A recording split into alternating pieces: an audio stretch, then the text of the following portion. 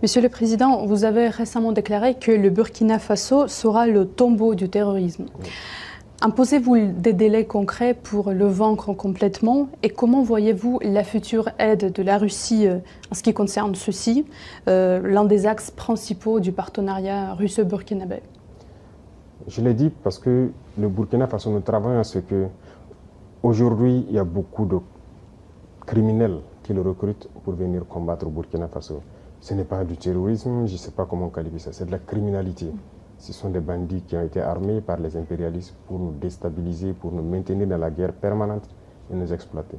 Et donc, je l'ai dit, nous travaillons à ce que le Burkina Faso soit le tombeau du terrorisme. Il faut que lorsqu'on recrute quelqu'un pour venir combattre au Burkina, qu'il préfère se suicider. Et ça va arriver. Parce qu'on les équipe, on les forme, on leur donne la technologie, ces criminels-là, mais nous nous adaptons permanemment. Actuellement, nous sommes dans une phase assez particulière.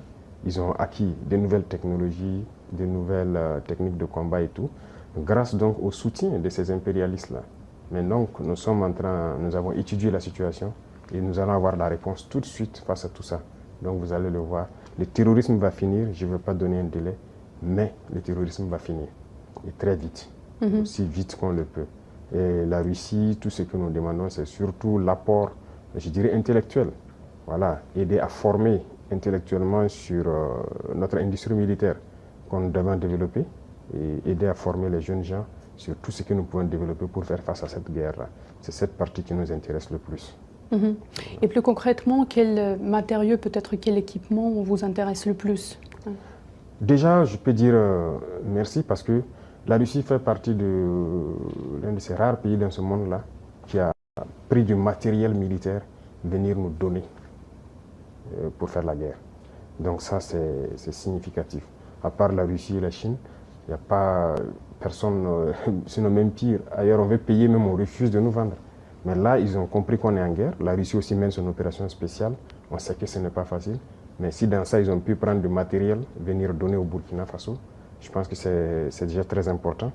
Mais c'est comme je l'ai dit, la Russie contribue à nous former. Tout ce qu'on paye, les militaires russes forment les militaires burkinabés sur l'emploi de cet équipement et tout ça.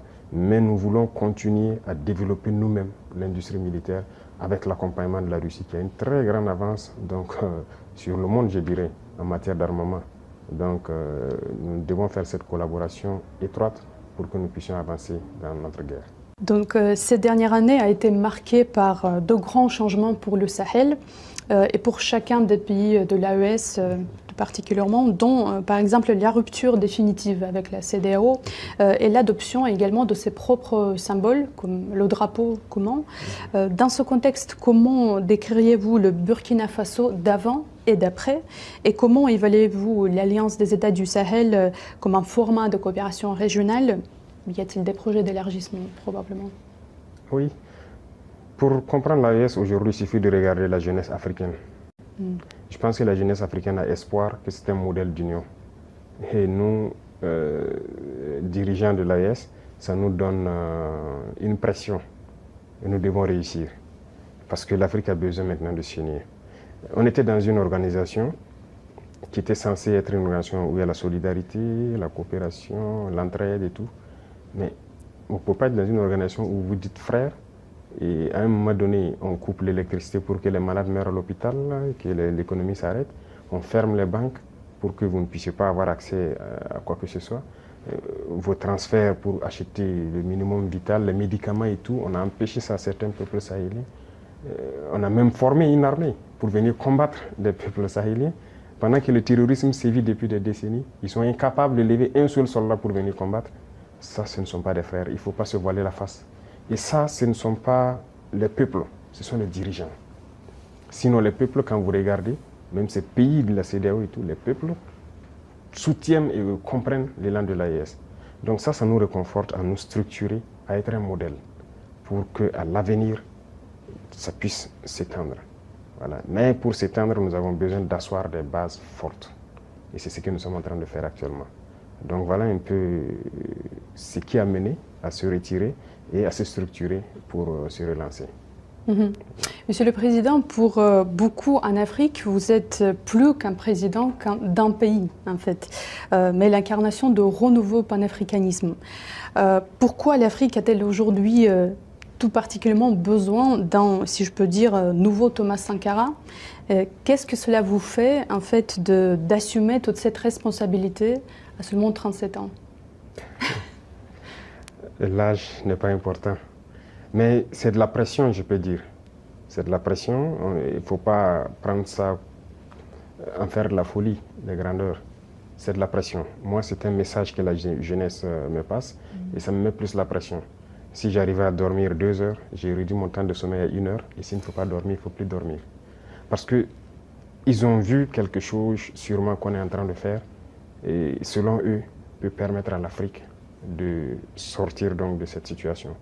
Et nous, ça nous encourage, ça nous remotive à continuer le combat. Et c'est pourquoi j'ai dit que c'est une pression, c'est une très lourde responsabilité. Et je peux promettre que tout ce qu'on peut faire, c'est de ne pas trahir, c'est de continuer dans notre ligne de combat panafricain, espérer que ça puisse donc prendre donc toute la jeunesse africaine et que le panafricanisme que nous souhaitons tant puisse être une réalité. Parce que l'Afrique a beaucoup souffert. Il est temps qu'on puisse finir, travailler, se développer. Autant les Africains partent ailleurs, voient le mode de vie et tout ce qu'il y a. En Afrique, c'est possible. C'est possible. Donc c'est notre mission et nous allons l'assumer. Monsieur le Président, de plus en plus de pays africains revendiquent la souveraineté et exigent le retrait des troupes occidentales de leur sol. Récemment, par exemple, le Tchad, le Sénégal, la Côte d'Ivoire ont formulé des demandes similaires. À votre avis, où l'Occident s'est-il trompé dans ses relations avec le continent africain? Bon, ce que je connais, c'est notre situation. Nous étions en guerre, nous avons vécu avec les troupes occidentales et tout. Nous avons vu et nous avons décidé de nous séparer de ces troupes-là parce que ça ne cadre pas avec la lutte. Au contraire, ça amplifie le phénomène. Les autres pays qui sont séparés, je ne peux pas me prononcer parce qu'ils se sont prononcés pour se séparer. Mais après, le président Macron a dit que c'est lui qui les a dit de trouver la formule et tout ça. Moi, je ne peux pas rentrer dans ce débat. Seuls eux, ils connaissent la vérité. Mais une chose est sûre, on ne peut pas parler de souveraineté et avoir une armée d'un autre pays sur notre sol qui nous dicte ce qu'il faut faire. L'économie, l'éducation, tout le développement d'un pays est basé sur l'armée. Donc chaque pays devrait développer son armée, être souverain et indépendant. Et donc c'est ce que nous sommes en train de faire. Quand je prends le cas du Burkina, ces armées ont été présentes et ça a contribué à tuer l'armée burkinabé. On ne recrutait plus. C'est eux qui disent quel volume il faut recruter. Il n'y avait plus d'armement, d'équipement et tout. Même les années 85 sous Sankara, on était mieux équipés que voilà, 10-20 ans après. Et finalement, le terrorisme est rentré. Quand le terrorisme est arrivé, on n'avait pas d'armée. C'est dans la guerre que nous sommes en train de créer une armée. Donc c'est normal que ça prenne un peu de temps, on souffre, mais il faut créer une armée. Et sortir de cette guerre, on doit sortir grandi. C'est ce que je dis. Quand je regarde les statistiques de l'armée soviétique, le nombre d'hommes qu'ils ont perdus, mais au sortir de la guerre, ils sont sortis très grands. Et aujourd'hui, aucune armée n'a l'équipement que l'armée russe a. Donc nous aussi, nous devons apprendre de notre guerre. Au sortir de la guerre, on doit être très fort. La souveraineté commence par l'armée. Une fois que vous avez une armée forte, tous les autres volets peuvent facilement se développer. Voilà ce que je peux dire, ce qui a poussé le Burkina en tout cas à se séparer de ces armes-là. D'accord.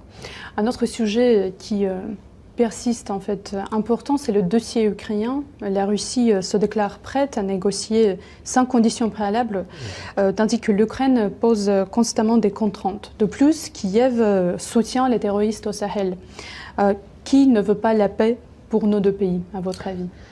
Je pense que bien avant, maintenant, il y a le président turc Erdogan qui avait réussi à créer un cadre de dialogue. Et je pense que les deux présidents se sont rencontrés en son temps. Ce n'était qu'au début de l'opération. Et nous tous, nous avons espéré que ça aboutisse et que voilà, les armes se taisent et que chacun revienne à de bons sentiments. Mais ce sont les Occidentaux qui sont venus dire au président ukrainien de ne pas accepter. On a suivi ça et finalement, ça donne quoi? Mais moi, je pense que tout ça rentre dans le cadre de la manipulation. Et je pense qu'ils se sont fait manipuler. Sinon, les peuples ukrainiens et russes, c'était l'Union soviétique. Ils sont des frères. Comment se fait-il qu'on a pu cultiver la haine, la russophobie au sein de cette population? La guerre n'a pas commencé en 2022. C'est en 2014 que ça a commencé.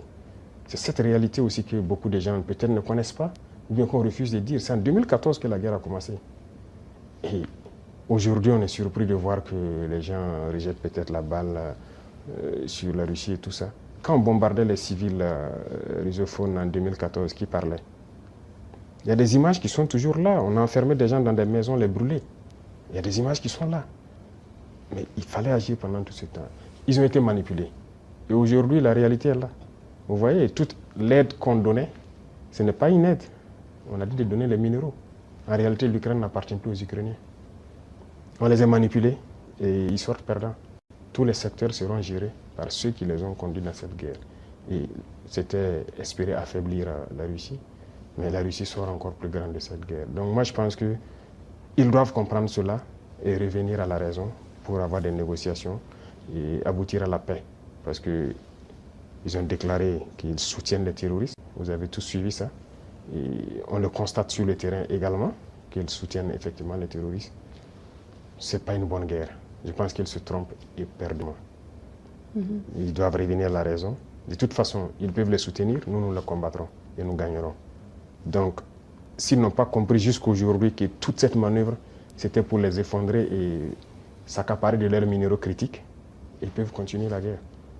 Donc voilà ce que moi je peux dire sur la situation. Chaque peuple doit comprendre qu'il faut éviter de se faire manipuler et rentrer dans une situation très compliquée. Voilà un peu ce que je peux dire.